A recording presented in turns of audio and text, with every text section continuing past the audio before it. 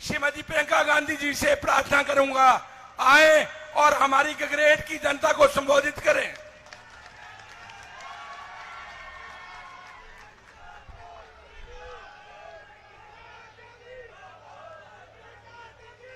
बहुत गर्मी है आज, बहनें थक गई होंगी इंतजार करते करते। आप सबकी बहुत बहुत आभारी हूं कि इतने समय से आप इतनी धूप में यहाँ बैठे हैं और आपको ज्यादा कष्ट नहीं देना चाहती।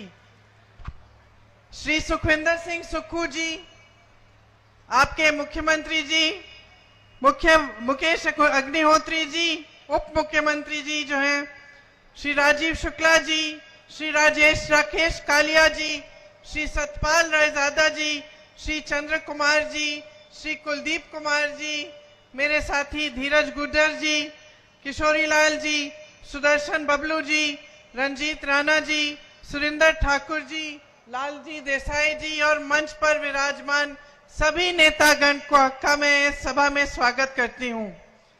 शुरू करने से पहले एक बार चिंतपूर्णी माता जी की जय कहिए मेरे साथ। चिंतपूर्णी माता जी की, भगवान भोलेनाथ जी की। ये पवित्र भूमि है, हर तरह से पवित्र है, सुंदर है, देवभूमि है, बड़े बड़े तीर्थ स्थान है यहाँ, और एक पुरानी परंपरा, एक पुरानी सभ्यता भी है जो शालीन है, सत्य के पथ पर है। और हमेशा हिमाचल से ही एक तरह से हमारे पूरे देश में, हमारे समाज में वो एक जो सभ्यता है उसका एहसास होता है। मेरे लिए तो घर भी है, यहाँ आती हूँ तो बहुत खुशी होती है। सुक्खू जी ने बताया आपको मेरा घर है शिमला के पास, बहुत समय से तो आना जाना भी रहता है, आप सबसे मिलना रहता है, बातचीत होती है। हमेशा पता चलता है कि यहाँ की जनता जो है साधारण जीवन जीती है, ज्यादा लोगों को उलझाते नहीं हो, आप झूठ वगैरह में पड़ते नहीं हो, सभ्यता है एक समाज की वो रखते हो, और जिससे मिलती हूँ प्यार से मिलता है। हमेशा जहां भी जाऊं, चाहे किसी दुकान में जाऊं, चाहे कहीं भी जाऊं, तो बहुत प्रेम से प्यार से बिठाते हैं, स्वागत करते हैं, और ये आपकी पहचान है। देखिए यहाँ की राजनीति में भी यही सभ्यता रही है, हमेशा से रही है। खासतौर से जो कांग्रेस पार्टी के जो नेता रहे हैं, परमार साहब थे, वीरभद्र सिंह जी थे, सबने बहुत दिल लगाकर और सच्चाई से आपके लिए काम किया। और यही जो आपकी जो समाज की सभ्यता है वो हमारी राजनीति में भी दिखी। तो हमेशा जब भी कांग्रेस की सरकार रही या कांग्रेस के नेता आपके सामने आए तो हमेशा आपकी सेवा के लिए आए, और इस पूरी गहराई से इनकी समझ थी कि जनता सर्वोपरि होती है, जनता से ऊपर हमारे देश में, लोकतंत्र में कोई नहीं है। इसी तरह से हमने हमेशा आपकी सेवा करने का प्रयास किया। पिछले 2 सालों में जब से हमारी कांग्रेस की सरकार फिर से प्रदेश में बनी, तब से कुछ ऐसी घटनाएं घटी जिनसे आपको खुद ये प्रमाण मिल गया होगा कि कांग्रेस की राजनीति कैसी है और भाजपा की राजनीति कैसी है। आपके यहाँ के सांसद तो हैं ही भाजपा के, सुक्खू जी ने कहा कि 20 साल से सांसद रहे हैं, लेकिन आपके जो सांसदीय क्षेत्र है उसकी ज्यादा तरक्की नहीं हुई, और जितने काम यहाँ हो सकते थे वो हुए नहीं। लेकिन वो बात अलग है। पिछले 2 सालों से जो आपने प्रदेश में देखा उसको गहराई से समझने की जरूरत है, इसीलिए उसके बारे में मैं आपसे चर्चा करने आई हूं। हमारी सरकार बनी, सरकार बनने के कुछ ही समय बाद एक भयानक आपदा आती है। हिमाचल में सैकड़ों घर बह जाते हैं, बहुत नुकसान होता है, सड़कें टूटकर पानी में बह जाती हैं, पहाड़ टूटते हैं। बहुत ऐसे लोग हैं, परिवार हैं जिन्होंने अपने प्यारे खोए, स्कूल तबाह हो गए, घर तबाह हो गए, परिवार तबाह हो गए। आपने बहुत दुख झेला, बहुत कठिनाइयां झेली, और एक दिन की बात नहीं थी, 2 दिन की बात नहीं थी। जब आपदा आई तो लंबे दौर के लिए चली, बहुत नुकसान होता रहा, रोकने का कोई तरीका नहीं था, प्राकृतिक आपदा थी। लेकिन आपने क्या देखा? साथ साथ आपने ये देखा, और मैंने खुद देखा, कि आपका जो पूरा प्रदेश है वो एकजुट हो गया, समाज एकजुट हो गया। और जो हमारे नेता हैं कांग्रेस के, जो मंत्रिमंडल के मंत्री थे, जो आपके मुख्यमंत्री जी हैं, उप मुख्यमंत्री जी हैं, सब आपके साथ खड़े हो गए। मैंने खुद देखा कि जहां सड़कें टूटी थी, नागरिक खुद खड़े होकर श्रमदान कर रहे हैं। मैंने देखा कि जहां पे पर्यटक फंस गए हैं, टीवी पे देख रही थी कि हमारे मंत्री बीच रात तक वहां पे खड़े हैं और उनको निकालने की कोशिश कर रहे हैं। जहां जहां राहत पहुंच नहीं पा रही है, वहां सुक्खू जी खुद जाकर राहत पहुंचा रहे हैं। ये सारा हमको देखने को मिला जब आपके प्रदेश में इतनी बड़ी आपदा आई और आप पर इतना बड़ा संकट आया। तो यहां से आपने देखा कि कांग्रेस के नेताओं ने किस तरह से जमीन पर उतरकर, घर घर में जाकर, जहां जहां नुकसान था, जहां जहां दुख था, वहां जाकर, वहां पहुंचकर आपकी मदद की। दूसरी तरफ आपने ये भी देखा कि भाजपा का एक भी नेता नहीं आया। प्रधानमंत्री जी जो कहते हैं कि उनका दूसरा घर है हिमाचल, वो आपदा के समय आपके बीच आए नहीं। अब चुनाव के समय जरूर आ रहे हैं, बार बार आ रहे हैं, लेकिन आपदा के समय जब आप संकट में थे, जब आपको दुख पहुंचा था, तब एक भी बार आने का कष्ट नहीं किया। तो ये एक बहुत बड़ा फर्क है, जो कांग्रेस पार्टी और भाजपा की विचारधारा और कार्यशैली का फर्क है। हम काम करते हैं आपके लिए, सत्ता के लिए नहीं, पैसों के लिए नहीं, धन बल के लिए नहीं, हम आपके लिए काम करते हैं। हम समझते हैं कि ये हमारा कर्तव्य है। जितने भी नेता यहाँ बैठे हैं, इनमें से कोई नेता ये नहीं समझता कि यहाँ जब आपदा हुई तो आपके बीच आकर आप पर कोई एहसान किया। सब समझते हैं कि ये तो हमारा कर्तव्य था, हमने वो कर्तव्य निभाया है। हम और भी कर सकते तो हम और करते। ये विचारधारा की जो बहुत बड़ा फर्क है भाजपा और कांग्रेस पार्टी के बीच, ये पहचानना बड़ा जरूरी है। आपदा के बाद जब सारा राहत का काम करना था, जो टूटी सड़कें हैं उनको बनाना था, जो टूटे घर हैं उनके लिए राहत पहुंचानी थी, जो पाठशालाएं खत्म हो गई थी उनको दोबारा से बनाना था, तो केंद्र की तरफ से 1 रुपया नहीं आया प्रदेश के लिए। हर प्रदेश में जब इस तरह की आपदा आती है तो उसको राष्ट्र आपदा घोषित कर दिया जाता है, केंद्र घोषित करता है। इस तरह से केंद्र की सरकार का कर्तव्य बनता है कि राष्ट्र आपदा के लिए वो पैसे भेजें। मोदी जी ने राष्ट्र आपदा इसको घोषित ही नहीं किया, तो राशि केंद्र की तरफ से बिल्कुल नहीं आई, एक भी पैसा नहीं आया। तो भाइयों और बहनों, प्रदेश की जो संपत्ति है उसी में से सारा खर्चा उठाना पड़ा, और जहां जहां राहत पहुंचानी थी वो सारी राहत प्रदेश की सरकार से पहुंची। उसके बाद क्या होता है, जैसे जैसे आप इतनी बड़ी आपदा से उभर कर निकल रहे हो, आप आस्ते आस्ते अपने जीवन को फिर से रास्ते पे ला रहे हो। जिसके कारोबार खत्म हुए वो अपने कारोबार फिर से मजबूत बनाने का काम कर रहे हैं। सरकार राहत देने में व्यस्त है और फिर से निर्माण करने में व्यस्त है। तब मोदी जी, अमित शाह जी और उनके नुमाइंदे क्या करते हैं? यहां की चुनी हुई सरकार को गिराने की कोशिश करते हैं। ये सरकार आपकी थी, हमारी सरकार नहीं थी, ये आपकी थी। चुनाव हुआ, आपने भारी बहुमत से जिताया, सुक्खू जी को मुख्यमंत्री बनाया गया। आप ही के भाई हैं, आप ही के बेटे हैं, आपके बीच में मिलजुल कर हर समय रहते हैं। आपदा में भी आपकी मदद इन्होंने की। ये सरकार गिराने का पूरा प्रयास होता है, पूरी कोशिश होती है। धन बल के साथ चोरों की तरह विधायकों को छुपाकर कभी यहां ले जाएंगे, कभी वहां ले जाएंगे। अंधेरी रात में गाड़ियां जा रही हैं, सुरक्षा मिल रही है उन विधायकों को, कोई हेलीकॉप्टर से चंडीगढ़ पहुंच रहा है। पूरा देश ये दृश्य देख रहा है कि हिमाचल की जनता ने अपने लिए एक सरकार चुनी, एक ईमानदार सरकार मिली, एक सच्ची सरकार मिली। और अब मोदी जी के मंत्री और यहाँ के हिमाचल के जितने भी बड़े बड़े भाजपा के नेता हैं, सब धन बल के आधार पर उस सरकार को गिराने में लगे हुए हैं।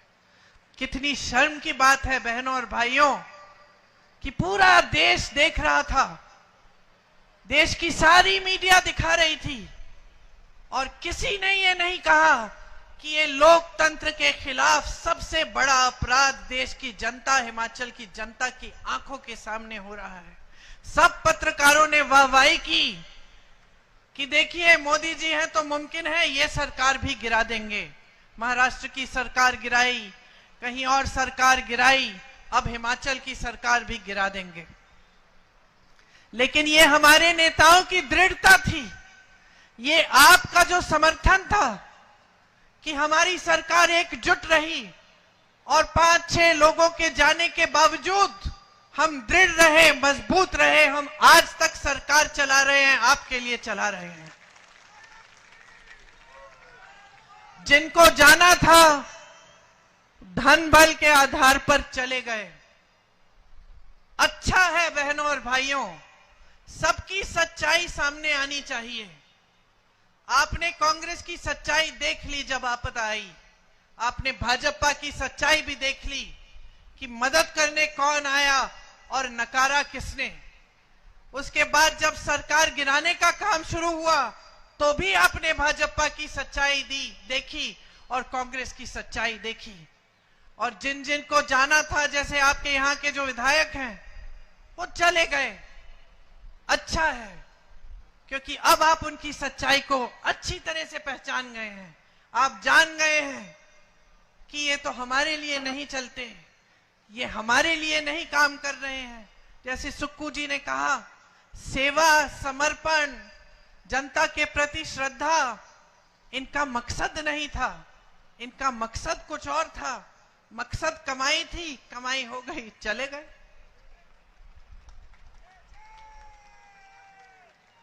तो देश भर में आज अगर जनता को जागरूक बनना है तो एक बात समझनी है कि एक राजनीति जो हमारे देश में स्थापित की थी महात्मा गांधी ने,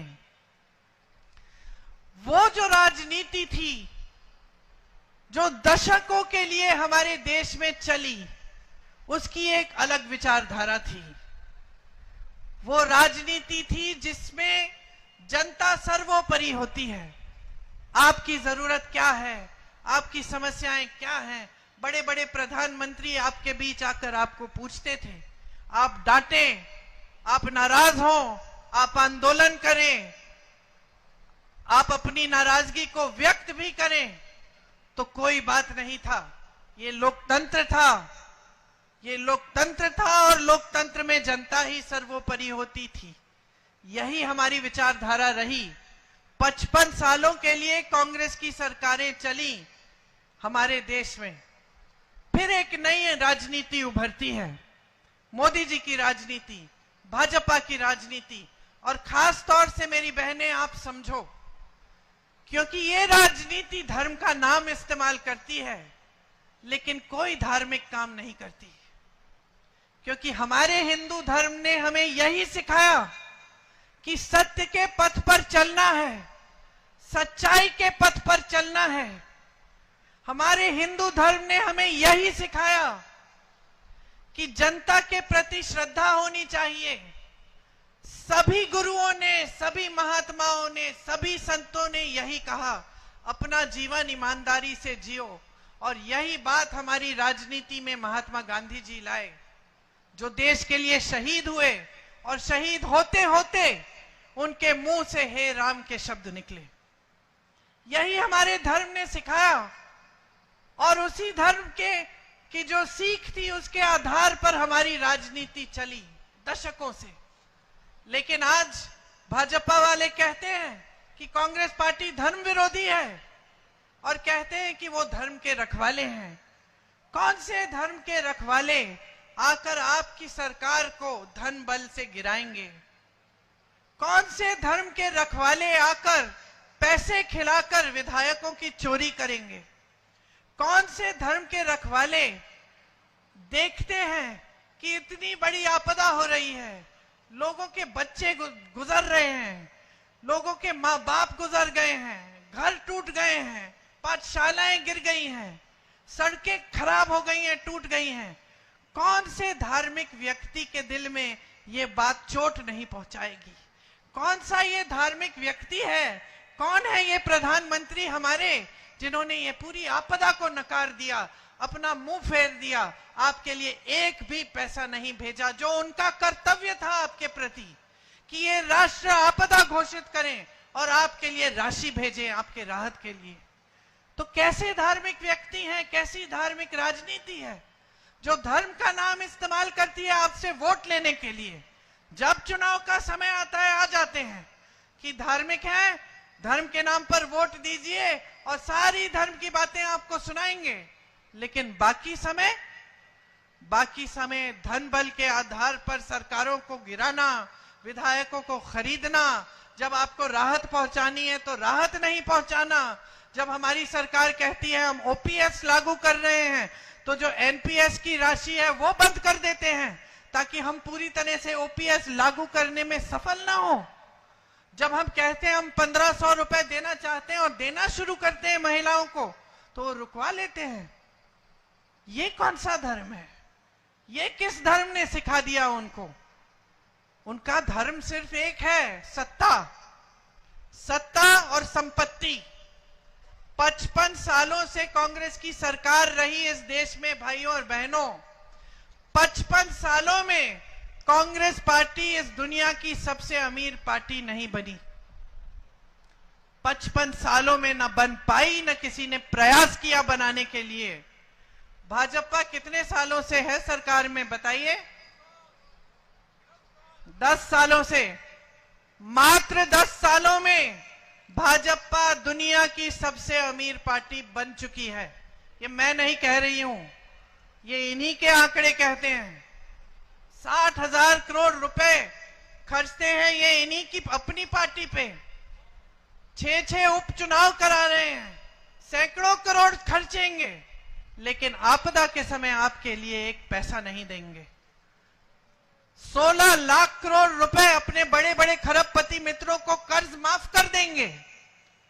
देश के बंदरगाह, देश के हवाई अड्डे, देश का कोयला, देश की बिजली, देश के सारे कोल्ड स्टोरेज सब अपने बड़े बड़े खरबपति मित्रों को दे देंगे। ये है उनके पास संपत्ति देने के लिए।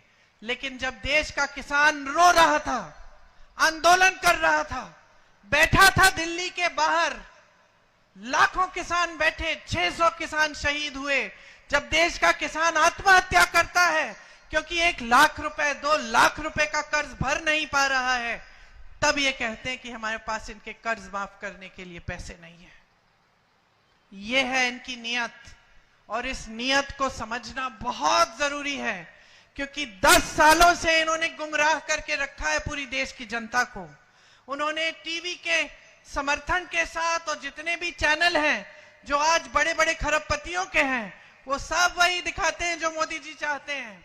और इनके समर्थन के साथ इन्होंने सिर्फ आपको झूठ दिखाए हैं कि कितनी अर्थव्यवस्था आगे बढ़ रही है, देश में मोदी जी ने कितनी तरक्की कर दी और किस तरह से जनता खुशहाल है।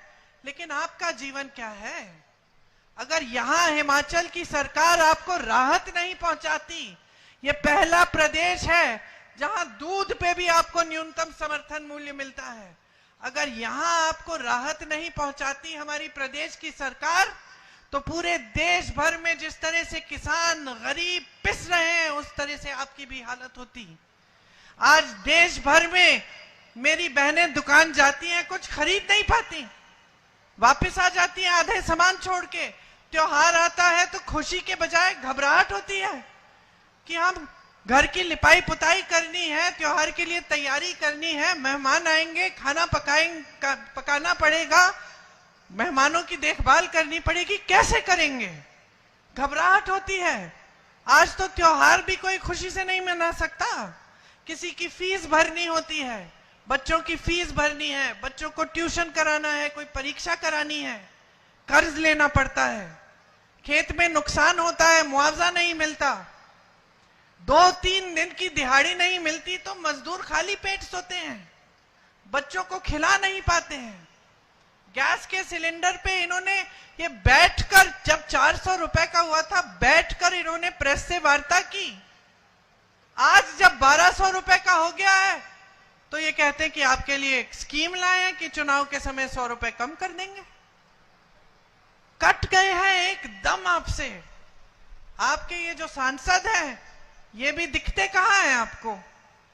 आपको जब जब दिखते हैं तो कहीं सूट बूट में पहने हुए, कहीं दिल्ली के बड़े होटलों में या दिल्ली के बड़े महलों में बड़े बड़े सेठों के साथ आपके बीच आते हैं।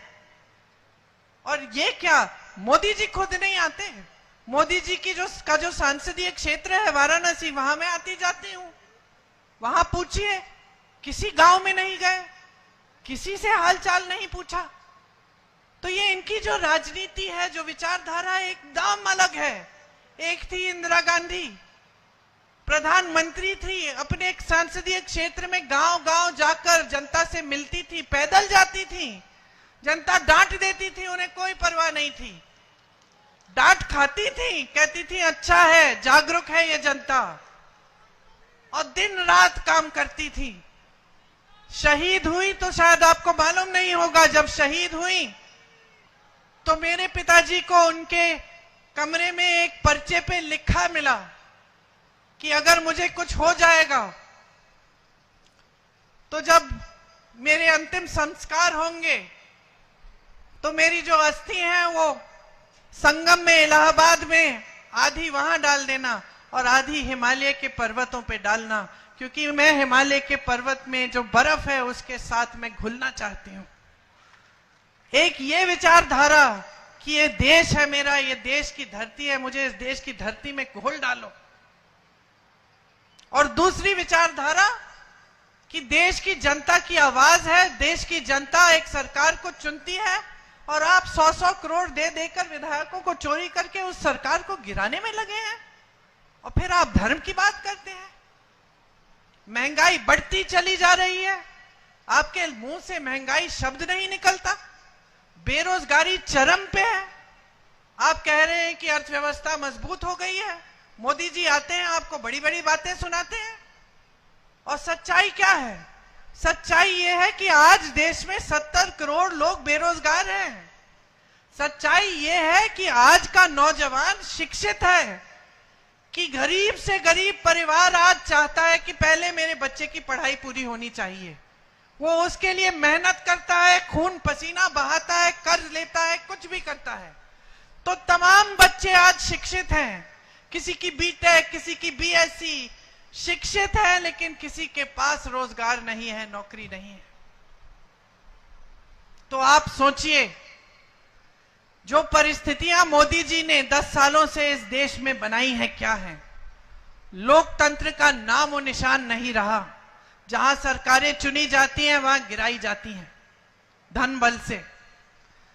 जहां लोग उठते हैं, अपनी आवाज उठाते हैं, प्रदर्शन करते हैं, किसानों की तरह उन्हें दबाया जाता है।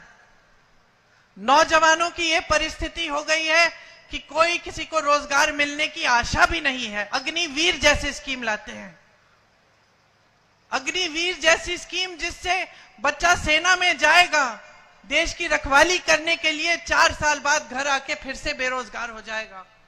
शहीद होगा तो शहीद का दर्जा भी नहीं मिलेगा, माता पिता को शहीद का पेंशन भी नहीं मिलेगा। जो अधिकारी हैं हमारे, उनको देखिए, जो सेना में काम करते हैं उनको देखिए। ओआरओपी की स्कीम कांग्रेस पार्टी लाई, 1 रैंक 1 पेंशन। इन्होंने क्या किया? 1 रैंक और अलग अलग पेंशन। जिसको चोट लग जाएगी सीमा पे, टांग कट जाएगी या कुछ हाथ पैर खो देंगे, उनके लिए कोई पेंशन ही नहीं छोड़ा, हटा दिया वो पेंशन, अलग अलग पेंशन बना दिए। शहीद अगर अग्निवीर शहीद होता है तो इसके लिए कोई पेंशन नहीं, कोई और अफसर शहीद होगा, बड़े घर का होगा तो उसके लिए पेंशन सही। तो हर स्तर पर, हर जगह इन्होंने जनता के साथ विश्वासघात ही किया है। महंगाई बढ़ती जा रही है, रोकने के लिए कोई इंतजाम नहीं है। हम जहां जहां हमारे प्रदेश हैं, यहां पे आपके लिए 1500 रुपए महिलाओं के खातों में ये शुरू कर रहे हैं हम काम। अलग अलग प्रदेशों में हम 2-2 हजार रुपए डलवा रहे हैं, कर्नाटका में, तेलंगाना में भी डलवा रहे हैं। तो जहां जहां हम राहत पहुंचा सकते हैं, कांग्रेस की सरकारें, कांग्रेस के नेता राहत पहुंचाने का काम कर रहे हैं। और जहां जहां मुसीबतों को बढ़ाने का काम है, वहां आपको भाजपा के नेता मिलते हैं, क्योंकि उनका एक ही मकसद है, सत्ता किसी भी हालत में, किसी भी तरह से अपने हाथों में रखना। अब चुनाव में आपके सामने आते हैं तो फिर से वही बहकी बहकी बातें, आपके ध्यान को भटकाने वाली बातें शुरू हो गई। फिर धर्म की बात, फिर वही बातें कि कांग्रेस पार्टी आपके मंगलसूत्र चुरा लेगी। अरे 55 सालों से हमारी सरकारें रही, किसी ने आपके मंगलसूत्र चुराए? इंदिरा जी ने तो अपने गहने देश को दिए थे जब जंग थी। मेरी माता जी का मंगलसूत्र देश को कुर्बान हुआ है, मेरे पिता शहीद हैं। और ये लोग कहते हैं हम आपके मंगलसूत्र चुराएंगे। गुजरात गए मोदी जी, कहने लगे कि आपकी 2 भैंसें हैं तो कांग्रेस वाले 1 भैंस चुरा लेंगे। ये फिजूल की बातें हैं। हम लोग हंस लेते हैं, जनता तो हंस रही है, लेकिन गहराई से देखें तो देश के प्रधानमंत्री हैं।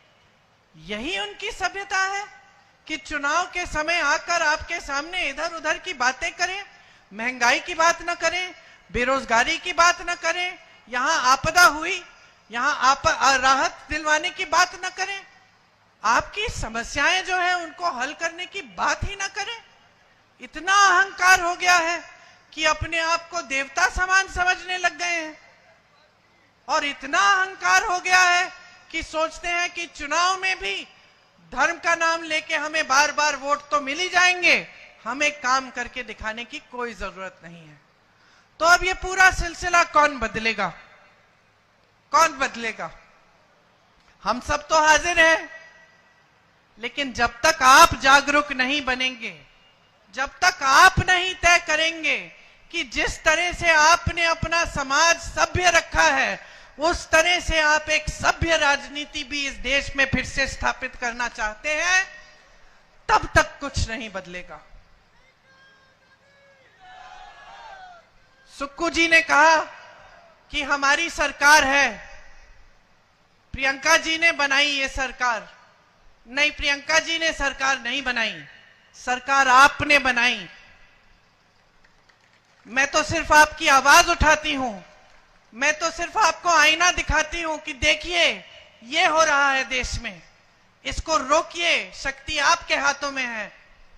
हम सब आपके नुमाइंदे हैं, हम आपके प्रतिनिधि हैं, हम लड़ाई लड़ने के लिए तैयार हैं और हम रोज लड़ रहे हैं। यहां हमारी सरकार का एक एक मंत्री, एक एक सदस्य, मुख्यमंत्री जी, उप मुख्यमंत्री जी लड़ रहे हैं। इनकी सरकार पे हमेशा खतरा रहता है, लेकिन ये खड़े रहते हैं, लड़ते रहते हैं, आपके बीच आते रहते हैं। वहां दिल्ली में राहुल गांधी जी 4000 किलोमीटर कन्याकुमारी से कश्मीर पैदल चले, मणिपुर से मुंबई चले, सिर्फ आपकी समस्याओं को समझने के लिए और आपके बीच आने के लिए, सिर्फ ये कहने के लिए कि जिस देश की रक्षा आपके बेटे सरहद पे कर रहे हैं, वो देश एक है, एकजुट रहना चाहिए और उस देश की एकता बनी रहनी चाहिए। राहुल जी को घर से निकालते हैं, संसद से निकालते हैं, तमाम उन पर केस डालते हैं, लेकिन पीछे नहीं हटते, खड़े रहते हैं, लड़ते रहते हैं। हम सब लड़ेंगे और लड़ते रहेंगे आपके लिए। हम इस देश के लोकतंत्र, इस देश के संविधान पर आंच नहीं आने देंगे, लेकिन हमारे साथ आपको लड़ना पड़ेगा, आपको भी जागरूक होना पड़ेगा। इस चुनाव में शुरू से कांग्रेस पार्टी के एक एक नेता ने सिर्फ आपके काम की बात की है। हम गारंटी लाए हैं तो आपके लिए लाए हैं। जिस तरह से प्रदेश सरकार गारंटी को पूरा करने का काम कर रही है, ओपीएस लागू कर रही है, अब महिलाओं के खातों में पैसे डालना शुरू किया है और जैसे ही चुनाव, जैसे आपने कहा, खत्म होगा फिर से शुरू होगा, उसी तरह से हम देश भर में कुछ गारंटी लाए हैं। महिलाओं के लिए जो आपको प्रदेश सरकार से मिल रहा है वो मिलेगा, लेकिन ऊपर से आपको केंद्र सरकार की तरफ से 8,500 रुपए हर महीने आपके खातों में डाले जाएंगे। सरकारी नौकरियां 50% आपको मिलेंगी महिलाओं को पहले के आरक्षणों के तहत। नौजवानों के लिए एक अप्रेंटिसशिप का प्रोग्राम लाएंगे जिससे 1 लाख रुपए एक सालाना आप कमा पाएंगे। आपका हुनर बढ़ाया जाएगा। जब तक आपकी स्थायी नौकरी नहीं होगी तब तक आप अप्रेंटिसशिप का प्रोग्राम करके कमा पाएंगे। नौजवानों के लिए 5,000 करोड़ रुपए का फंड लाएंगे ताकि आप जब अपना कारोबार शुरू करना चाहेंगे तो आप उस कारोबार को बना सकेंगे, आपके लिए सुविधा होगी। पेपर लीक होते हैं उसके खिलाफ सख्त कानून लाएंगे और 30 लाख खाली पद जो मोदी जी ने खाली छोड़े अपनी सरकार में वो भरेंगे और आपको हम रोजगार दिलवाएंगे। किसान भाइयों के लिए एमएसपी मतलब न्यूनतम समर्थन मूल्य आपका कानूनी अधिकार बनाएंगे। जिस तरह से आज भोजन का अधिकार इस देश में कानूनी अधिकार है गरीब परिवारों का, मोदी जी देते हैं आपको राशन, कहते हैं आप पे एहसान कर रहे हैं, अपनी फोटो चेप के देते हैं। सच्चाई यह है कि वो कानून कांग्रेस पार्टी ने बनाया जो मजबूर करता है मोदी जी को कि आपको राशन दें। इसी तरह से हम कानून लाएंगे कि न्यूनतम समर्थन मूल्य आपको मिलना ही होगा। इसके साथ साथ किसानों के कर्ज माफी के लिए एक स्थायी आयोग लाएंगे जिससे जब जब आपको संकट में होंगे और आपको सुविधा की जरूरत होगी आप जाकर उस आयोग से सुविधा ले पाएंगे। किसान आज खेती के हर सामान के लिए जीएसटी दे रहा है। पेट्रोल डीजल महंगा हो गया है, ऊपर से हर सामान पे जीएसटी है, सारे सामान महंगे हैं।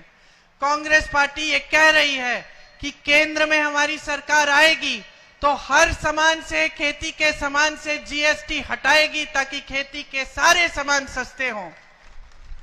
आज सारे कोल्ड स्टोरेज अडानी जी के हैं।